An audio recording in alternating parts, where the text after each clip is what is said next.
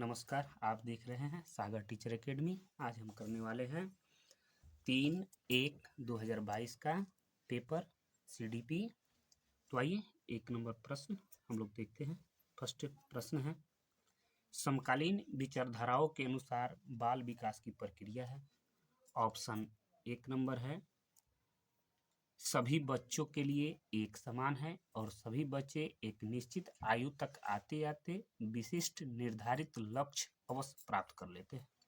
Option number 2 है, बहुआयामी है क्योंकि बच्चे विभिन्न प्रकार के संदर्भों में पलते बढ़ते हैं। ऑप्शन 3 का पूर्वानुमान बिल्कुल नहीं लगाया जा सकता, यद्यपि विकास सभी के लिए एक दिशात्मक होता है। 4 नंबर ऑप्शन, सिर्फ माता पिता के से प्राप्त आनुवंशिक गुणों द्वारा ही निर्धारित किया जाता है। तो चलिए 1 नंबर प्रश्न का आंसर बताते हैं। एक एक करके ऑप्शन को ध्यान देते हैं। सबसे बेस्ट होता है ऑप्शन के माध्यम से चुनना। तो फर्स्ट ऑप्शन है, सभी बच्चों के लिए एक समान। तो सभी बच्चों के लिए एक समान संभव नहीं है। यहाँ पे हम देख सकते हैं, सभी बच्चों के लिए एक समान संभव नहीं है और सभी बच्चे एक निश्चित आयु तक आते आते विशिष्ट निर्धारित लक्ष्य प्राप्त कर लेते हैं, ये भी नहीं होता। तो फर्स्ट ऑप्शन गलत।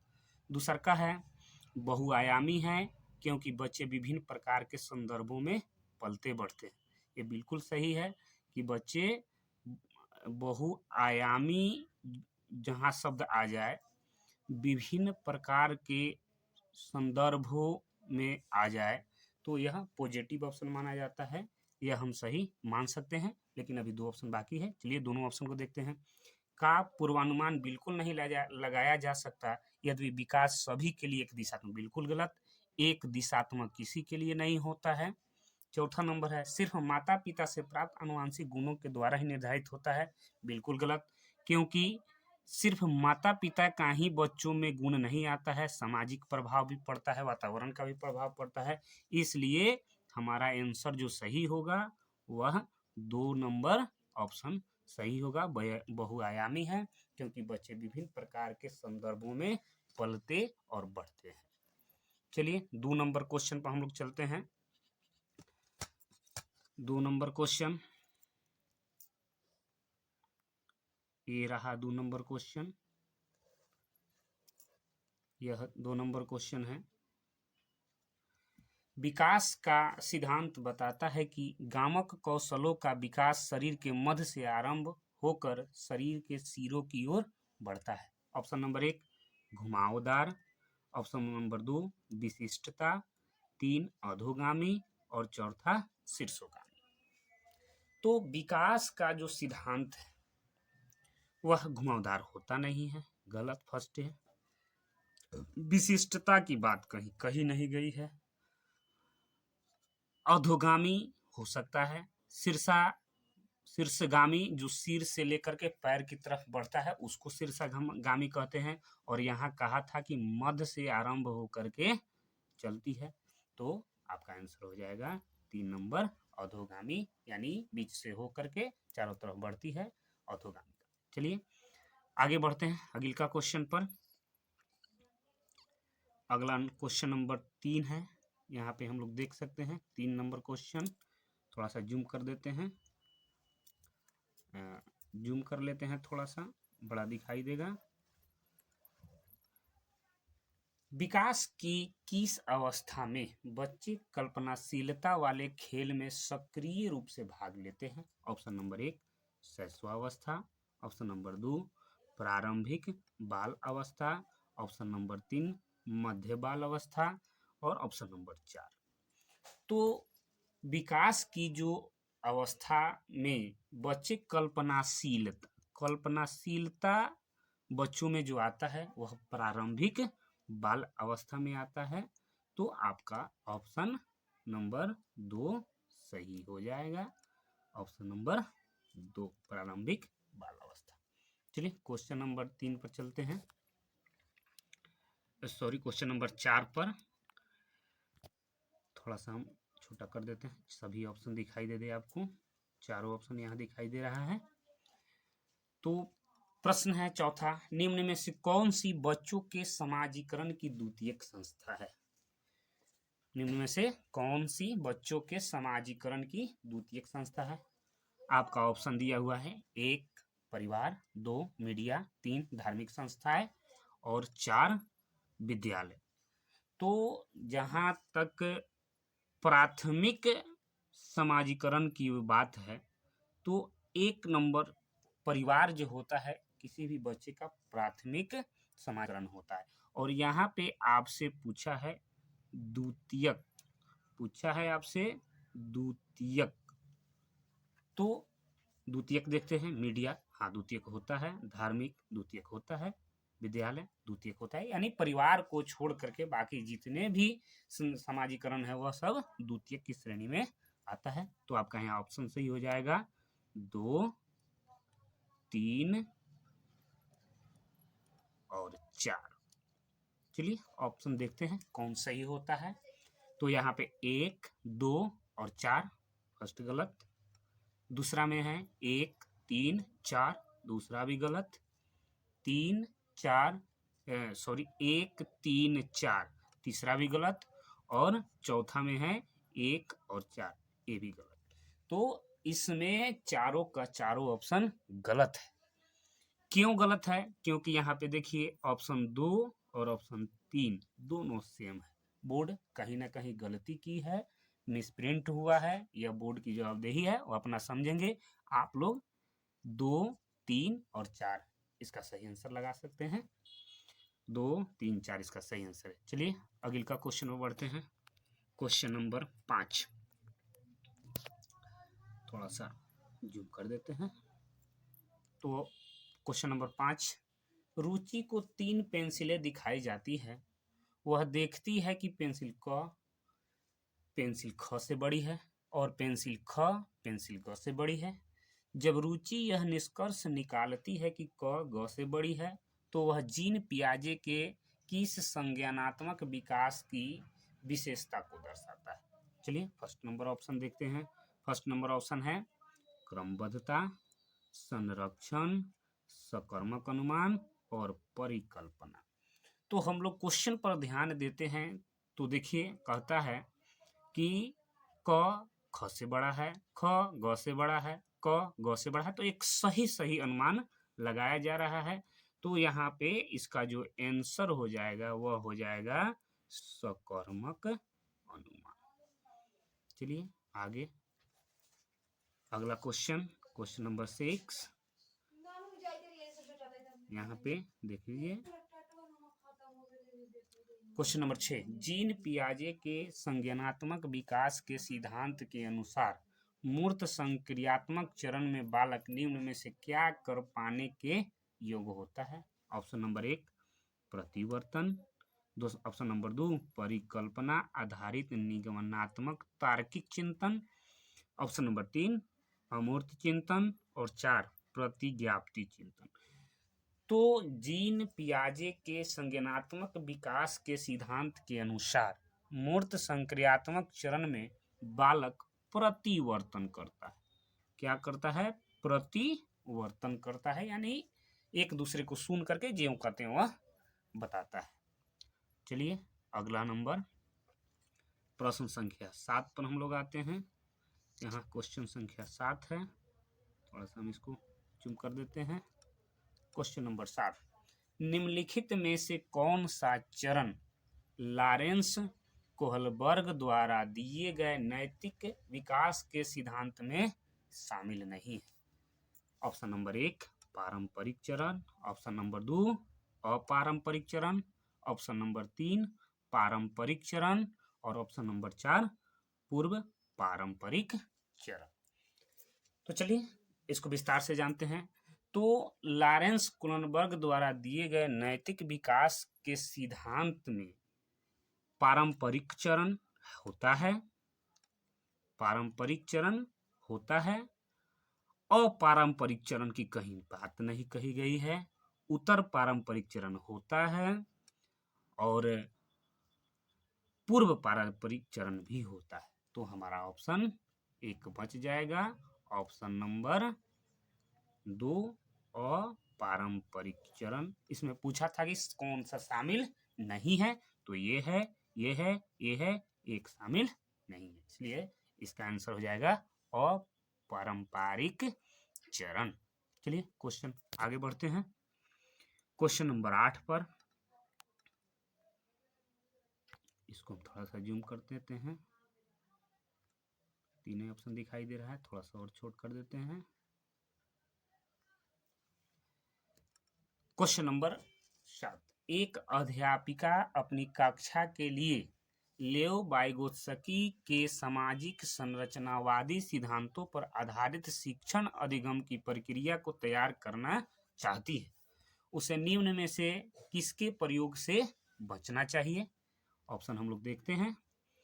सामाजिक संदर्भों पर आधारित शिक्षण अधिगम की अभिकल्पना करना। ऑप्शन 2, विद्यार्थियों के अधिगम प्रयासों का गहन अवलोकन करना। अधिगम के अवलोकन के लिए मानकीकृत परीक्षाओं का इस्तेमाल करना। आवश्यकता के अनुसार पाठ का प्रयोग। इसमें ध्यान देना है कि कब पूछा है आपसे कि किससे बचना चाहिए, मतलब नेगेटिव वाला पूछा है। तो चलिए देखते हैं। सामाजिक संदर्भों पर आधारित शिक्षण अधिगम की अभिकल्पना करना, बिल्कुल सही बात है। विद्यार्थियों के अधिगम प्रयासों का गहन अवलोकन करना, ये भी सही बात है। अधिगम के आकलन के लिए मानकीकृत परीक्षाओं का इस्तेमाल करना। जहां कहीं भी मानकीकृत परीक्षाओं का इस्तेमाल आ जाए वहां पे ऑप्शन गलत हो जाता है, क्योंकि हम मानकीकृत परीक्षाओं का अवलोकन नहीं कर सकते हैं। एनसीएफ 2005 कहती है कि मानकीकृत परीक्षाओं का इस्तेमाल कम होना चाहिए। और ऑप्शन नंबर 4 है आवश्यकता के अनुसार पाठ का प्रयोग। पाठ का मतलब होता है बच्चों को पुरस्कार देना, इनाम देना, वो भी बृहत रूप से नहीं, छोटे से रूप में, बार बार नहीं, कभी एक आध बार इनाम के तौर पर, पुरस्कार के तौर पर दिया जा सकता है। तो इसमें से 1, 2 और 4 सही है। हमसे पूछा था किससे बचना चाहिए, तो 3 नंबर से बचना चाहिए कि मानकीकृत परीक्षाओं का इस्तेमाल ना हो। चलिए अगला क्वेश्चन,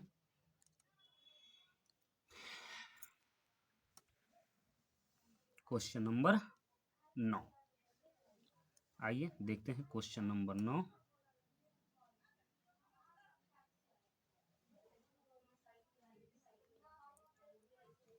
थोड़ा सा हम लोग बना लिए इसको। क्वेश्चन नंबर 9, कहा कि लेओ वाइगोत्स्की ने अपने सामाजिक संरचनावादी सिद्धांत में निम्न में से किसे विद्यार्थियों में अधिगम को सुसाध करने हेतु उपयुक्त बताया। यानी कहा कि लेओ वाइगोत्स्की ने अपने सामाजिक संरचनावादी सिद्धांत में, यानी लेओ वाइगोत्स्की के सिद्धांत में निम्न में से कौन सा विद्यार्थियों के अधिगम में सुविधा होगा, यही बात कहा है। Question number 9। तो आइए देखते हैं ऑप्शन। 1 में सहकर्मी सहयोगिता, 2 नंबर में सांस्कृतिक उपकरणों का अहक्षेप, तीसरा है रटकर याद करने पर बल, चौथा है गैर संदर्भित पाठ्यक्रम। तो आइए देखते हैं इसको विस्तार से किस तरह से हम लोग आंसर दे सकते हैं। तो फर्स्ट ऑप्शन है सहकर्मी सहयोगिता, यानी आपके अगल बगल में दोस्त जो हैं उससे आप सहयोग ले सकते हैं। सहकर्मी मतलब होता है आपके साथ जो काम करता हो, पढ़ता हो, उससे आप सहयोग ले सकते हैं, सही है। सांस्कृतिक उपकरणों का अहक्षेप, मतलब नहीं, हस्तक्षेप मतलब करना, तो ये गलत हो गया। रटकर याद करना पहले ही नेगेटिव शब्द है, इसको भी हटा दीजिए। गैर संदर्भित, तो गैर संदर्भी पाठ्य पुस्तक में कहीं कुछ कहा नहीं गया है, तो आपका यह गलत, यह गलत और यह गलत।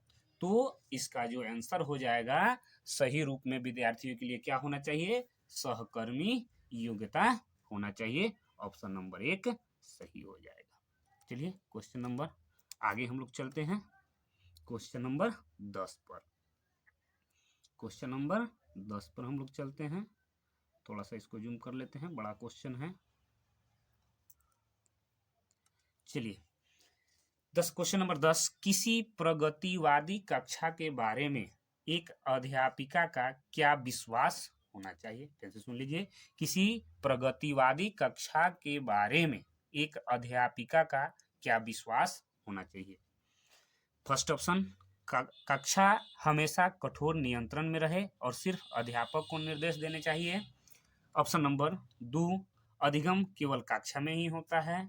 ऑप्शन नंबर 3, कक्षा में विद्यार्थी अपने साथ विविध प्रकार के समृद्ध अनुभव लाते हैं। और ऑप्शन नंबर 4, विद्यार्थी केवल ड्रिल और अभ्यास के माध्यम से सबसे अधिक सतर्कता से सीखते हैं। चलिए इसको विस्तार से जानते हैं। फर्स्ट ऑप्शन कहा कि कक्षा हमेशा कठोर नियंत्रण और सिर्फ अध्यापक तो जहां कहीं भी कठोर नियंत्रण आ जाए, सिर्फ अध्यापक निर्देशित हो जाए तो वह कक्षा नहीं रह जाता, तो यह फर्स्ट गलत। दूसरा है अधिगम केवल कक्षा में होना चाहिए, फिर यहीं पे वही बात कहा कि केवल कक्षा में ही होना चाहिए और केवल जहां कहीं भी आ जाए केवल नेगेटिव वर्ड होता है, तो एक काट दीजिए। दूसरा भी गलत। कक्षा में विद्यार्थी अपने साथ विविध प्रकार के समृद्ध अनुभव लाते हैं, बिल्कुल सही। यह विविध जहां कहीं भी आ जाए विविध, यह पॉजिटिव शब्द होता है। तो कक्षा में विद्यार्थी विविध प्रकार के समृद्ध अनुभव लेकर आते हैं, ये सही हो सकता है। ऑप्शन अंतिम देखते हैं। विद्यार्थी केवल, तो देख लीजिए यहाँ पे केवल आ गया, तो इसको भी हटा दीजिए, ये भी गलत।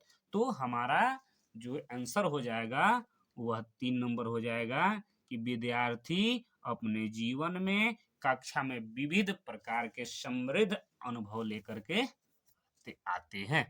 चलिए अगला प्रश्न, क्वेश्चन नंबर आपका 11 है।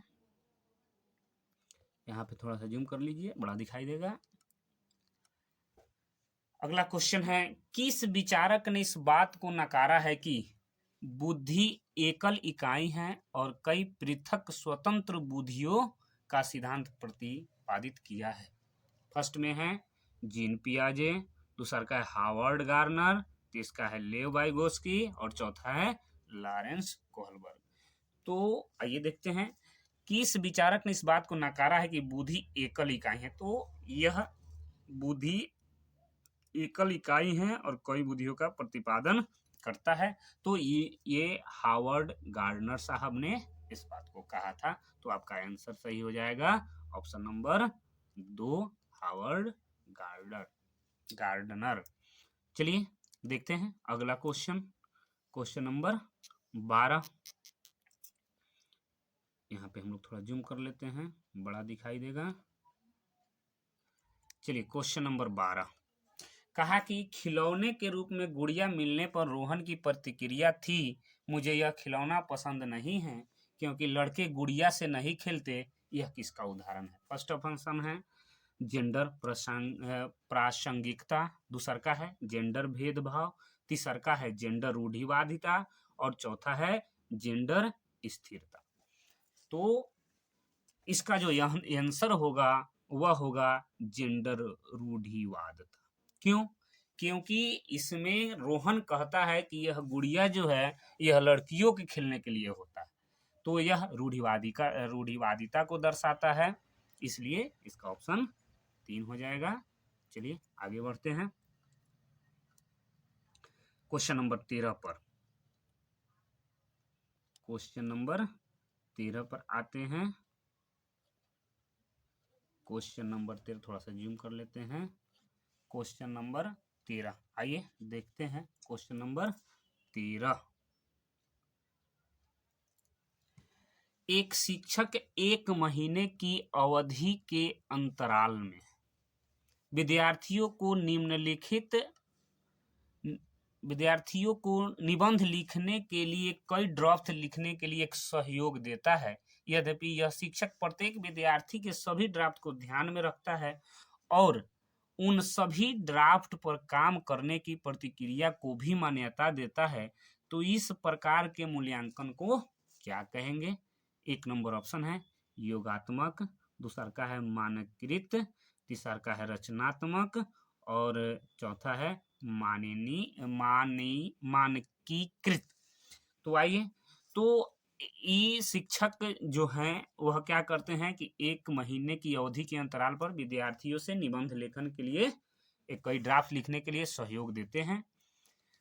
तो जहां कहीं भी शिक्षक के द्वारा थोड़ा सा सहयोग दिया जाए तो यह रचनात्मकता के क्षेत्र में आता है।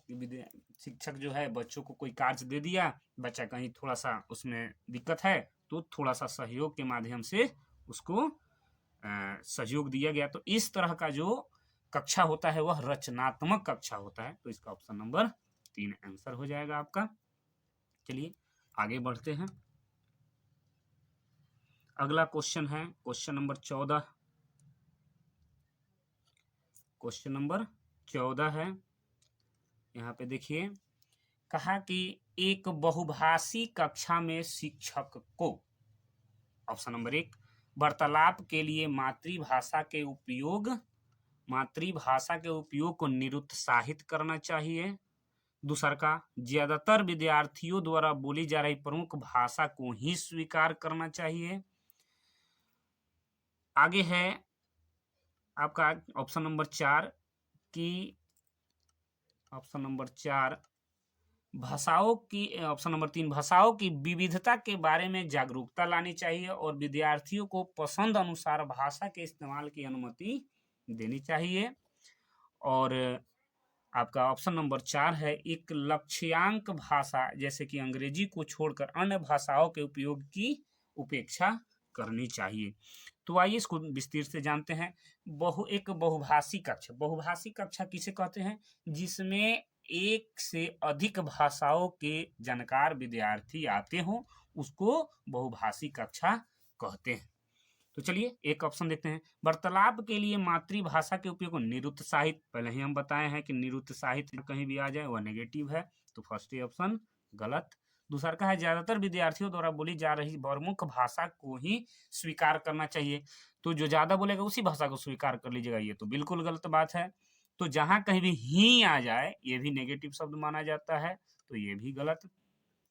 भाषाओं की विविधता के बारे में जागरूकता लानी चाहिए और विद्यार्थियों को पसंद अनुसार भाषा के इस्तेमाल की अनुमति देना चाहिए, बिल्कुल सही। क्योंकि हम पहले भी बता चुके हैं, जहां कहीं भी विविधता आ जाए, जहां कहीं भी बच्चों को इस्तेमाल करने की आज़ादी दी जाए, तो इस्तेमाल करने की अनुमति दी जाए। जहां बच्चा खुद से काम करे तो वह बेस्ट ऑप्शन होता है। तो मेरे अनुसार से आंसर हो सकता है 4 नंबर ऑप्शन। देखते हैं, एक लक्ष्यांश भाषा जैसे कि अंग्रेजी को छोड़कर अन्य भाषाओं की उपेक्षा का, बिल्कुल किसी भी भाषा की उपेक्षा नहीं करनी चाहिए, तो ये भी आपका गलत। तो इसका जो आंसर हो जाएगा ऑप्शन नंबर 3 हो जाएगा। ऑप्शन नंबर 3 की भाषाओं की विविधता के बारे में जागरूकता लाना चाहिए और विद्यार्थियों को पसंद अनुसार भाषा इस्तेमाल करने की अनुमति देना चाहिए। ऑप्शन नंबर 3 बिल्कुल करेक्ट। चलते हैं अगले क्वेश्चन पर। क्वेश्चन नंबर 15, चलिए यहाँ पे देखते हैं। क्वेश्चन नंबर 15 है आपका, ये थोड़ा सा कट रहा है, देखते हैं। क्वेश्चन नंबर 15 आइए देखते हैं। राष्ट्रीय शिक्षा नीति 2020 के अनुसार शिक्षा को, ऑप्शन नंबर 1, केवल पूर्व निर्धारित विषय वस्तु पर केंद्रित होना चाहिए। दूसरा का, समस्या समाधान पर केंद्रित होना चाहिए। तीसरा का, अधिगमकर्ताओं में समालोचनात्मक चिंतन का विकास करना चाहिए। 4 में है, अन्वेषण निर्धारित और खोज आधारित होना चाहिए। चलिए तो देखते हैं। कहा कि केवल पूर्व निर्धारित और विषय वस्तु पर केंद्रित होना चाहिए। एनसीएफ 2020 अभी नया आया है, उसमें यह है कि केवल पूर्व निर्धारित विषय पर ही काम हो। तो पहले के निर्धारित जो विषय वस्तु है उसी को पढ़ाया जाए, तो 1 नंबर सही। दूसरा का कहा कि समस्या समाधान पर केंद्रित होना चाहिए, बिल्कुल नहीं, समस्या समाधान पर केंद्रित नहीं होना चाहिए। तीसरा का ऑप्शन कहा, अधिगमकर्ताओं में समालोचन चिंतन का विकास होना चाहिए, बिल्कुल सही। तो आपका एक ऑप्शन हो जाएगा 3 नंबर। और फिर कहा कि अन्वेषण निर्धारित और खोज आधारित होना चाहिए, बिल्कुल सही बात। अन्वेषण, बच्चों को खोज करने का मौका विस्तृत रूप से मिलना चाहिए, तो ये भी आपका सही। तो आपका आंसर हो जाएगा 1, 3 और 4। अब देखते हैं ऑप्शन 1, 3, 4 किस में है। तो फर्स्ट है 1, 3, 4, तो आपका ऑप्शन नंबर 1 सही हो जाएगा। चलिए बढ़ते हैं क्वेश्चन नंबर 16 पर। क्वेश्चन नंबर 16 देखते हैं। यहाँ पे थोड़ा सा जूम कर लेते हैं, बड़ा आपको दिखाई देगा। क्वेश्चन नंबर 16, आइए 16 क्वेश्चन कहा कि पाठ्यक्रम को जल्दी पूरा करने के लिए एक शिक्षिका हमेशा अपनी पसंद के ही कुछ बच्चों से उत्तर पूछ लेती है। शिक्षिका द्वारा किया गया यह कार्य ऑप्शन नंबर 1 है। ऑप्शन नंबर 1 आपका है कि पाठ्यक्रम पूरा करने हेतु न्यायोचित है। पाठ्यक्रम को पूरा करना न्यायोचित है, option number 1।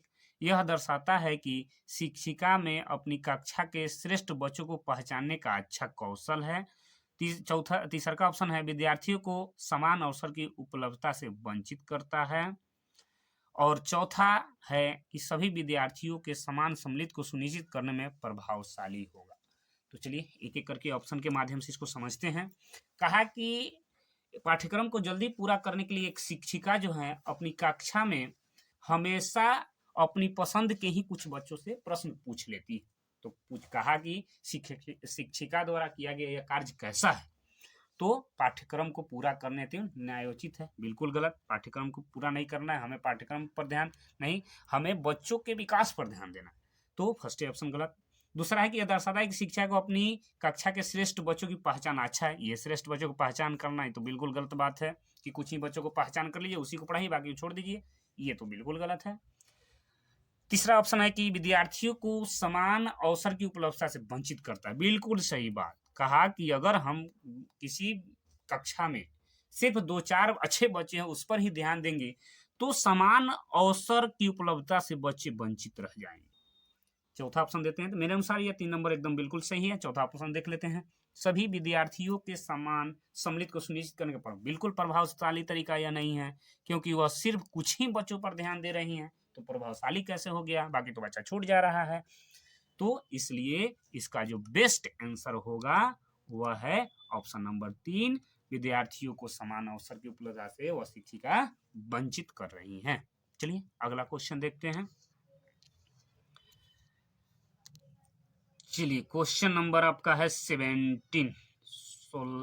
Number question, 17 number question आपका जो है देखते हैं।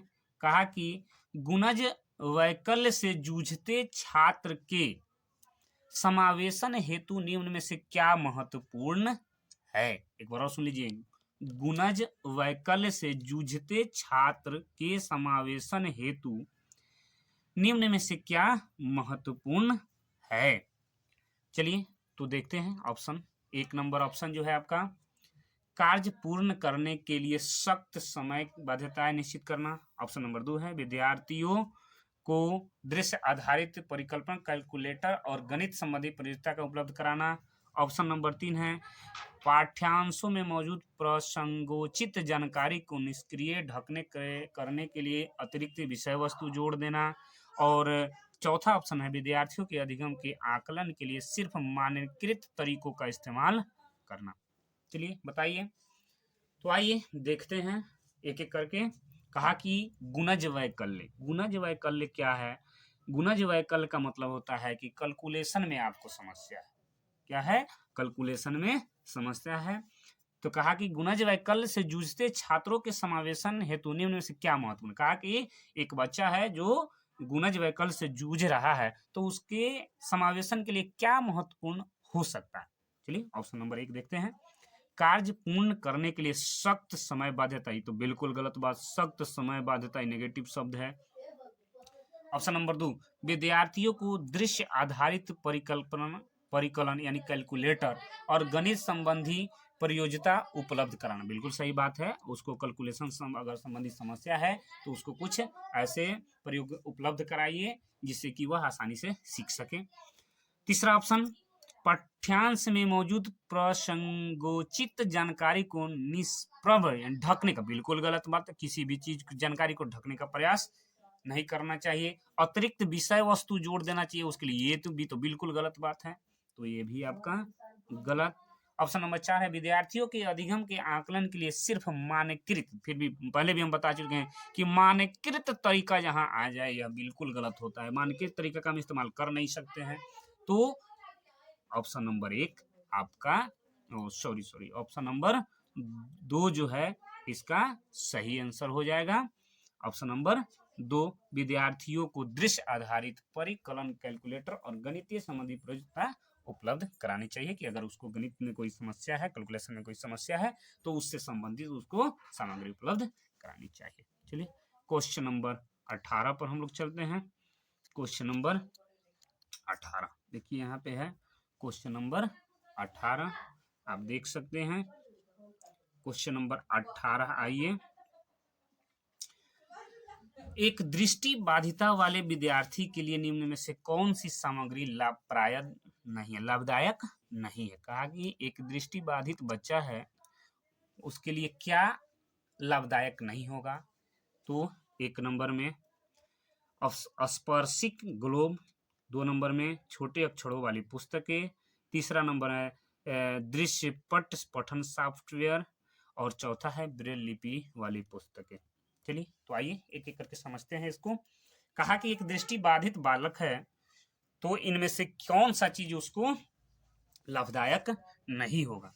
तो सबसे पहला ऑप्शन है स्पर्शिक ग्लोब, ये बिल्कुल लाभदायक है क्योंकि उस पर 6 अक्षरों का डॉट डॉट लगाया गया रहता है, उसको स्पर्श करके पढ़ा जाता है, तो दृष्टि बाधित के लिए यह अच्छा है।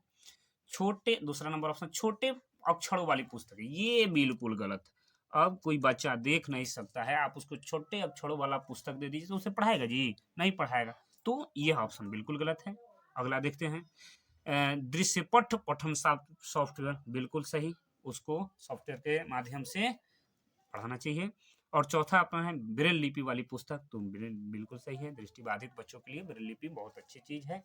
तो इसमें पूछा था कि कौन सा लाभदायक नहीं है, तो यही छोटे पुस्तकों वाली किताबें जो है, ये छोटे छोटे अक्षरों वाली जो पुस्तक है, दृष्टिबाधित बच्चों के लिए लाभदायक नहीं होगा। चलिए आगे बढ़ते हैं क्वेश्चन नंबर 19 पर। क्वेश्चन नंबर 19 आ जाइए, यहाँ पे ऑप्शन चौथा दिखना चाहिए। कहा कि कक्षा ए भाषा शिक्षण के दौरान एक अध्यापिका को लिखित सामग्री के साथ साथ श्रवण पुस्तकें भी उपलब्ध करवानी चाहिए। दूसरा, प्रस्तुतिकरण के विविध विकल्प विभिन्न अधिगमकर्ताओं की जरूरतों को पूरा कर पाते हैं, जैसे कि पठन विकारों से जूझते हुए विद्यार्थी। कहा सही विकल्प को चुनिए। तो ऑप्शन नंबर 1 कहा 1 नंबर में कि ए और आर दोनों सही हैं और आर ए की सही व्याख्या करता है। दूसरा का ए और आर दोनों सही हैं, आर ए की सही व्याख्या नहीं करता है। ऑप्शन नंबर 3 ए सही है, आर गलत है। और चौथा ए और आर दोनों सही है। तो आइए एक एक करके देखते हैं। इसने कहा था कि भाषा शिक्षण के दौरान एक अध्यापिका को लिखित सामग्री के साथ साथ श्रवण पुस्तकें भी उपलब्ध, बिल्कुल सही बात। कहा था कि लिखने के साथ साथ सुनने वाला भी वस्तु यहाँ पे दर्शाना चाहिए, बिल्कुल सही कहा था।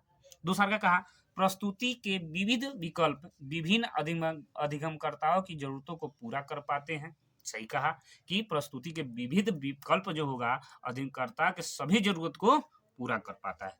तो ए और आर दोनों सही हैं और आर ए की सही व्याख्या करता है। ऑप्शन नंबर किसमें है?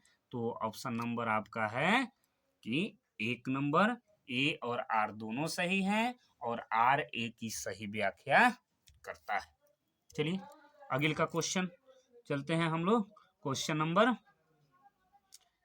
20 पर। थोड़ा सा इसको कर लेते हैं, चारों ऑप्शन आपके सामने आ जाए। तो चलिए देखते हैं क्वेश्चन नंबर 20। क्वेश्चन नंबर 20 पर आ जाइए। कहा कि एक सृजनात्मक बालक में निम्न में से कौन से गुण मौजूद होने चाहिए? निम्न में से सृजनात्मक बालक में कौन से गुण मौजूद होने चाहिए? ऑप्शन नंबर 1 है आपका अपसारी चिंतन, अभिसारी चिंतन, अमूर्त चिंतन योग्यता, और 4 नंबर में है 4 नंबर में आपका जो है नवीन आमुख उत्पादन की योग्यता। तो चलिए देखते हैं एक एक करके। यहाँ पे देख सकते हैं आप कि एक नंबर देखते हैं, अपसारी चिंतन बिल्कुल सही, कि एक सृजनात्मक बालक के लिए अपसारी चिंतन होना चाहिए। उसके बाद में है अभिसारी चिंतन, जो जब अपसारिक हो गया तो अभिसारी तो हो नहीं सकता है, तो ये दूसरा का गलत। तीसरा का है अमूर्त चिंतन, बिल्कुल सही। और चौथा है नवीन आमुख उत्पादन की योग्यता, बिल्कुल सही। तो यह सही और यह सही, तो हमारा ऑप्शन हो गया 1 3 4। देखते हैं 1 3 4 किधर है। 1 2 3 गलत, 1 2 4 गलत, 1 3 4। हमारा ऑप्शन हो गया ऑप्शन नंबर 3। चलिए आगे बढ़ते हैं क्वेश्चन नंबर 21 पर। क्वेश्चन नंबर 21 पर इसमें कहा, कथन ए, कक्षा में मूल्यांकन के लिए शिक्षकों को विविध विधियों का प्रयोग करना चाहिए। बिल्कुल सही बात है कि विविध प्रकार के विधि का इस्तेमाल करना चाहिए। कारण आर, एक कक्षा में बच्चे की सफलता और असफलता को केवल पेपर पेंसिल परीक्षा के द्वारा सही और पूर्ण रूप नहीं निर्धारित किया जा सकता। बिल्कुल सही बात कहा कि किसी बच्चे का सफल और असफल होना सिर्फ आप पेपर पेंसिल पर परीक्षा लेकर के कर देते हैं, बिल्कुल गलत है। तो आइए ऑप्शन देखते हैं। ऑप्शन है ए और आर दोनों सही हैं और आर ए की सही व्याख्या करता है। दूसरा का ए और आर दोनों सही हैं, आर ए की सही व्याख्या नहीं करता है। तीसरा ऑप्शन है ए सही है लेकिन आर गलत है। चौथा ऑप्शन है ए और आर दोनों सही है। तो इसका जो आंसर हो जाएगा 1 नंबर, ए और आर दोनों सही हैं, आर ए की सही व्याख्या करता है। क्यों 1 नंबर हो जाएगा? क्योंकि कहा था बच्चों में मूल्यांकन के लिए शिक्षकों विविध विधि अपना, बिल्कुल सही बात है। और कहा कि ये कक्षा में बच्चे सफलता और असफलता को केवल पेपर पेंसिल पर, यानी एक आप पेपर और पेंसिल पर एग्जाम ले लिए और बच्चा को निर्धारित कर दिए कि ये तेज है भूत है, तो आप फर्स्ट में कहा था कि विविध का इस्तेमाल करना है, तो एक कीजिएगा तो गलती हो गया। और कह रहा है कि नहीं किया जा सकता, तो नहीं किया जा सकता, तो बिल्कुल ये भी ऑप्शन सही हो जाता है। इसलिए ऑप्शन 1 सही होगा कि ए और आर दोनों सही हैं, आर ए की सही व्याख्या करता है। चलिए क्वेश्चन नंबर आगे चलते हैं हम लोग क्वेश्चन नंबर 22 पर। 22 आइए क्वेश्चन नंबर 22।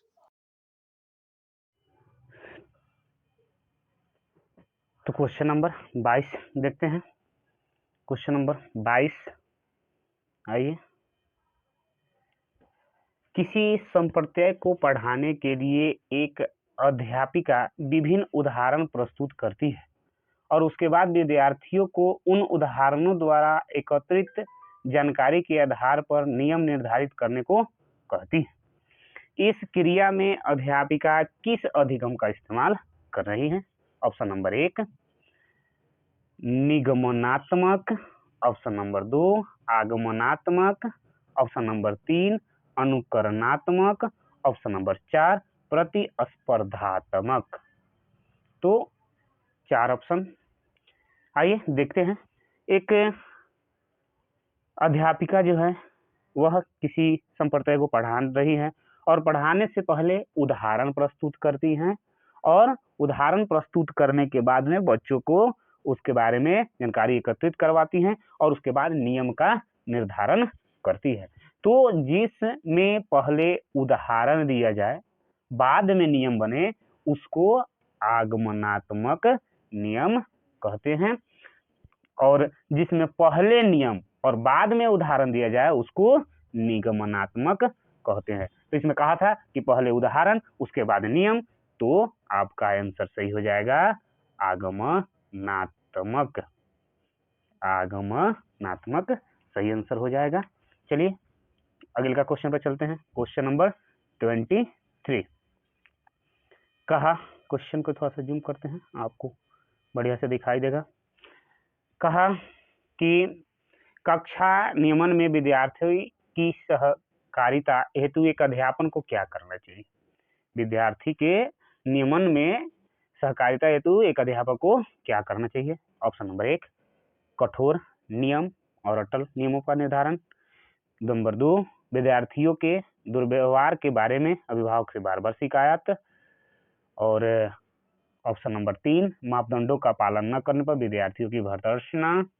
और ऑप्शन नंबर 4, मापदंडों और नियमों को स्थापित करते समय विद्यार्थियों की सहभागिता। तो चलिए इसको एक एक करके हम लोग समझते हैं। कहा था कि कक्षा में नियमन में विद्यार्थी की सहकारिता है, तो एक अध्यापक को क्या करना चाहिए, शिक्षक को क्या करना चाहिए। तो सबसे पहला ऑप्शन है स्वयं ही कठोर नियम और अटल नियम का निर्धारण। बिल्कुल गलत। कठोर जहाँ कहीं भी आ जाए, अटल जहाँ कहीं भी आ जाए, ये सब नेगेटिव वर्ड होता है, इसको देखते ही काट सकते हैं आप। तो ये ऑप्शन गलत हो गया। दूसरा का विद्यार्थियों के दुर्व्यवहार के बारे में अभिभावकों से बार बार शिकायत करनी चाहिए। बिल्कुल गलत बात। आप अभिभावक को शिकायत करके क्या करेंगे, विद्यार्थी आपके पास आया है पढ़ने के लिए, तो ये भी ऑप्शन गलत। तीसरा का है मापदंडों का पालन न करने पर विद्यार्थी की भर्त्सना, उसकी शिकायत करना, ये बिल्कुल गलत। बच्चों को आप नेगेटिव बात नहीं कर सकते हैं। और चौथा ऑप्शन है मापदंडों और नियमों को प्रस्तावित करते समय विद्यार्थियों की सहभागिता। ये आपका बिल्कुल बेस्ट ऑप्शन है कि आप कोई नियम बना रहे हैं तो उसमें विद्यार्थियों की सहभागिता लेकर के बनाइए, तो वह नियम आपका बहुत ही अच्छा होगा। चलिए, तो ऑप्शन नंबर 4 आगे चलते हैं अगले क्वेश्चन पर। क्वेश्चन नंबर 24 थोड़ा सा हम छोटा कर देते हैं, चारों ऑप्शन आ जाएगा। तो चलिए, चारों ऑप्शन दिखाई दे रहा है। कहा कि वह विकल्प चुनिए जो उन संदर्भों का सही चुनाव करता है जिसमें बच्चों के लिए अधिगम हो पाता है। फर्स्ट ऑप्शन खेलकूद, घर, कक्षा। कहा कि इन तीनों में से सही कौन है। तो कहा था कि वह विकल्प चुनिए जो बच्चों के अधिगम के लिए सही है, यानी बच्चों का अधिगम कर पाता है। तो बिल्कुल 1 नंबर ऑप्शन भी सही है। खेलकूद से बच्चा में अधिगम होता है, घर में भी माता पिता, घर का जो माहौल है उससे भी आपको अधिगम होता है, और विद्यालय कक्षा कक्ष उसमें भी होता है। तो तीनों ऑप्शन 1 2 3 कहाँ है जी, 1 नंबर में 1 और 2 गलत, 2 3 गलत, 1 2 3। तो आपका जो आंसर सही हो जाएगा वह 3 नंबर ऑप्शन सही हो जाएगा, यानी बच्चा इन तीनों में अधिगम कर सकता है। चलिए, क्वेश्चन नंबर 25 कहा कि निम्नलिखित में से कौन सी तकनीक छात्रों में समस्या समाधान कौशलों के विकास हेतु प्रभावशाली नहीं है। कहा कि प्रभावशाली नहीं है, ध्यान देना है, नहीं पर विशेष रूप से ध्यान देना है। कहा है नेगेटिव वाला आपसे पूछा है। ऑप्शन 1 मुद्दों पर चर्चा को सुसाध करना और छात्रों को चर्चा में भाग लेने के लिए प्रोत्साहित करना। बिल्कुल, प्रोत्साहित शब्द जो है वो एकदम पॉजिटिव शब्द है, इसको हम सही कर सकते हैं। समस्या को हल करने के लिए छात्रों को विचार मंथन एवं विचार उत्पन्न करने के लिए प्रोत्साहित करा। फिर आया प्रोत्साहित करना, और खास करके किसको, छात्रों के बीच में विचार विमर्श मंथन करना, छात्रों की फीडबैक लेना, ये तो बेस्ट ऑप्शन होता है, तो ये भी आपका सही है। तीसरा नंबर कहा कि समस्या का समाधान खोजने के लिए छात्रों को विविध प्रकार की शिक्षण सामग्री प्रदान करना। बिल्कुल सही बात। विविधता जहां कहीं भी आ जाए तो यह पॉजिटिव शब्द होता है, और इसमें तो विद्यार्थी को खोजने के लिए स्वयं मौका दे रहा है विद्यार्थी को, और जिसमें विद्यार्थी खुद काम करे वो ऑप्शन तो सबसे बेस्ट होता है, तो ये भी सही है। चौथा नंबर क्वेश्चन है कि हर समस्या के लिए एक जैसा ही पूर्व निर्धारित चरण दर चरण प्रक्रिया के इस्तेमाल पर बल देना। ये तो बिल्कुल गलत बात है। कहा कि हरदम जैसा भी समस्या हो एक तरह का ही आप प्रक्रिया का इस्तेमाल कीजिए, तो ये आपको बिल्कुल गलत हो जाएगा। तो आपका सही है 1 नंबर, 2 नंबर, 3 नंबर, और चौथा गलत है। हमसे पूछा था कि कौन सा इसमें प्रभावशाली नहीं है, तो 4 नंबर ऑप्शन आपका सही हो जाएगा। नेगेटिव वाला पूछा था, इसलिए नेगेटिव आंसर सही हो जाएगा। चलिए आगे बढ़ते हैं क्वेश्चन नंबर 26 पर। क्वेश्चन नंबर 26 पर हम लोग चलते हैं।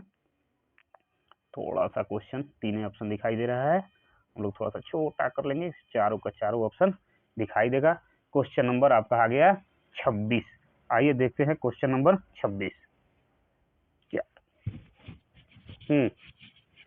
निम्न में से कौन सा एक संरचनावादी कक्षा का अभिलक्षण है। कहा कि निम्न में से कौन सा एक संरचनावादी कक्षा का अभिलक्षण है। 1 में अधिगम प्रक्रिया में अधिगमकर्ता निष्क्रिय, तो ये बिल्कुल गलत। निष्क्रिय तो नेगेटिव शब्द है, ये ऑप्शन गलत हो गया। पाठ्यपुस्तक को यत्रवत याद करना, बिल्कुल याद, रट्टा मारना, याद करना, जहां कहीं भी आ जाए बिल्कुल काट देना, कहीं अच्छा चीज नहीं होता याद करना, रट्टा मारना, तो ये भी गलत। कक्षा में बच्चों को प्रश्न पूछने के लिए प्रोत्साहित नहीं किया जाना, देखिए प्रोत्साहित तो बहुत बढ़िया शब्द था, आप कहेंगे कि सर प्रोत्साहित तो आपने कहा था सही शब्द है, लेकिन यहाँ नहीं लगा करके इस ऑप्शन को भी गलत कर दिया। और चौथा ऑप्शन है कक्षा कक्ष में बच्चों के पिछले अनुभव का उपयोग नए ज्ञान की रचना के लिए किया जाता है, बिल्कुल सही। किसी भी बच्चा के पुराने अनुभव को जोड़ करके ही नया अनुभव दिया जाता है, यानी कहने का मतलब कि बच्चे विविध प्रकार के अनुभव लेकर के कक्षा कक्ष में आते हैं, तो आपका आंसर सही हो जाएगा 4 नंबर। चलिए आगे हम लोग चलते हैं क्वेश्चन नंबर 27 यानी 27 पर। थोड़ा सा ऑप्शन कट रहा था, जूम कर देते हैं। आइए, तो यहाँ पे क्वेश्चन नंबर 27 देखिए, निम्न में से कौन सी विचारधारा बच्चों के अधिगम में अवरोधक है? अवरोधक यानी नेगेटिव वाला आपसे पूछा, इस पर विशेष ध्यान रखेंगे। बच्चा कितना करता है, गलती करके आ जाता है, ऑप्शन पर ध्यान देगा नहीं। तो चलिए, 1 नंबर में है त्रुटियां अधिगम की प्रक्रिया का एक हिस्सा है, बिल्कुल सही बात है। आप जब तक गलती नहीं कीजिएगा तब तक कैसे सीखिएगा? तो त्रुटि जो है, गलती जो है, यह एक हिस्सा है आगे बढ़ने का, अधिगम का एक हिस्सा है। दूसरा का, अधिगमकर्ताओं के लिए त्रुटियां करना एक लज्जाजनक कार्य है, ये तो गड़बड़ हो गया, ये नेगेटिव शब्द। लज्जाजनक क्या है भाई? गलती करेंगे तो लाज लग जाएगा, बिल्कुल गलत।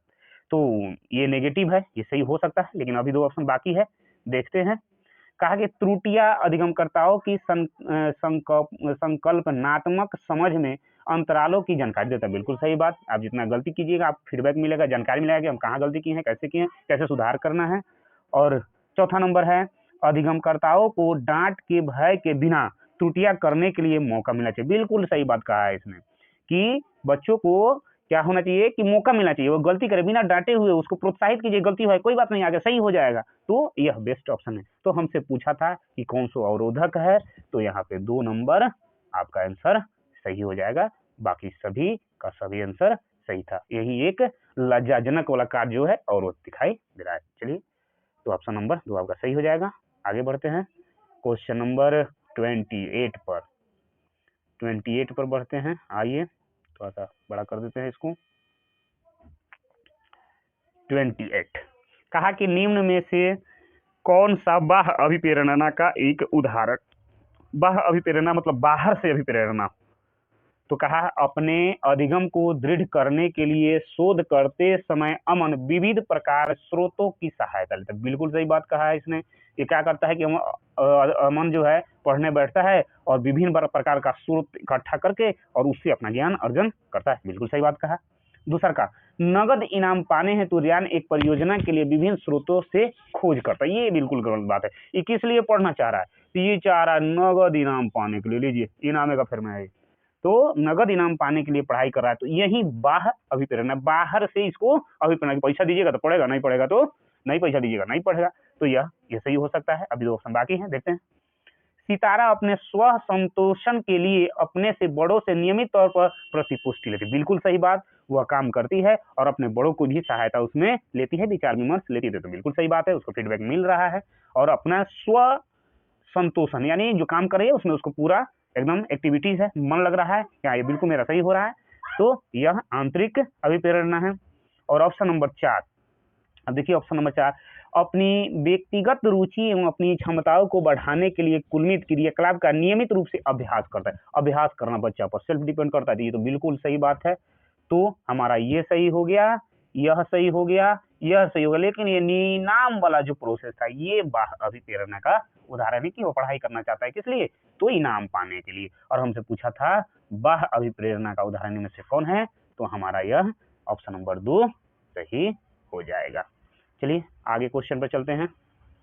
क्वेश्चन नंबर आपका 29 क्वेश्चन नंबर 29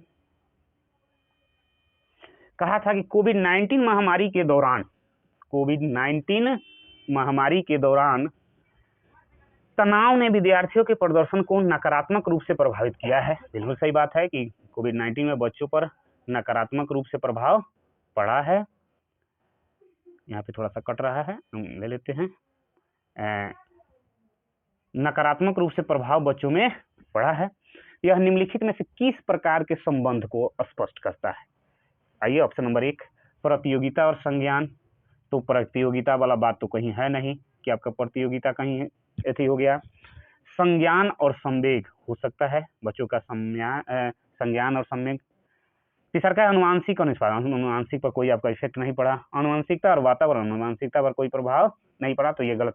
तो आपका जो ऑप्शन सही हो जाएगा यह होगा संज्ञान और संवेग। यानी कोविड-19 के दौरान विद्यार्थियों ने जो नकारात्मक रूप से प्रभावित किया है, यह किस पर प्रभावित हुआ है? संज्ञान और संवेग पर प्रभावित हुआ है। चलिए, तो ऑप्शन नंबर 2 आपका बिल्कुल सही हो जाएगा। अगले क्वेश्चन पर चलते हैं, क्वेश्चन नंबर 30, यानी आज का लास्ट क्वेश्चन।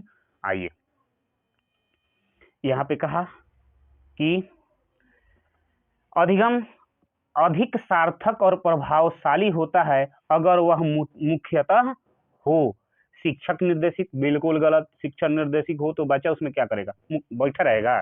तो शिक्षक निर्देशित कक्षा अच्छा नहीं होता है। दूसरा का है सहपाठियों द्वारा निर्देशित। बिल्कुल सही बात। सहपाठी अगर जिसमें 2-4 बच्चे अपने से खुद के सेल्फ स्टडी कर रहे हैं तो इससे बढ़िया कोई। पाठ्य पुस्तक केंद्रित, बिल्कुल गलत। स्वनिर्देशित, बिल्कुल सही, ये भी हो सकता है। तो देखिए यहाँ पे फर्स्ट और थर्ड ऑप्शन तो बिल्कुल गलत है। और अब देखना है 2 चीज, सहपाठियों द्वारा निर्देशित और स्वनिर्देशित। तो सहपाठियों द्वारा निर्देशित थोड़ा सा कमजोर पड़ जाएगा, कब? जब निर्देशित हो तब। कि खुद से निर्देशित करना एक बहुत बढ़िया चीज है, यानी आंतरिक अभिप्रेरणा का यह चीज है। तो बेस्ट ऑप्शन आपका 4 है, ऑप्शन नंबर 4 सही हो जाएगा। तो बस आज के लिए इतना ही। अगर यह सेशन अच्छा लगा हो तो हमारे यूट्यूब चैनल के पेज पर जाइए, सागर टीचर एकेडमी, लाइक कीजिए, शेयर कीजिए, सब्सक्राइब कीजिए। धन्यवाद।